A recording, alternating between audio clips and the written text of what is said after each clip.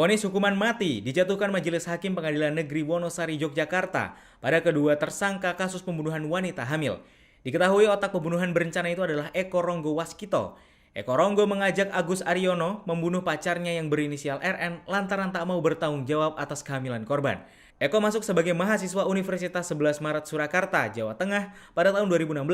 Imbas perbuatan kejinya, Eko telah dikeluarkan dari UNS. Pria yang berumur 25 tahun ini berasal dari Sukoharjo. Diketahui pelaku dan korban menjalin hubungan asmara, tetapi Eko Ronggo menganggap hubungan keduanya hanya teman dekat.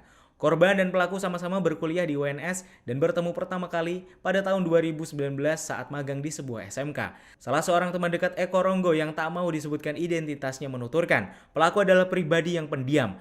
Menurutnya, Eko Ronggo dan korban sering mengunggah foto bersama. Ia pun tak menyangka terjadi kasus pembunuhan itu. Sejak mengenal pelaku di tahun 2016, ia tak mendapati perubahan kepribadian dari sosok Eko Ronggo. Sedari awal, Eko Ronggo dikenal sebagai mahasiswa yang sopan dan tak berbuat hal aneh-aneh. Bahkan Eko Ronggo mencari pekerjaan sampingan demi memenuhi kebutuhan sehari-hari. Dirinya menjelaskan bahwa Eko Ronggo berasal dari keluarga yang sederhana.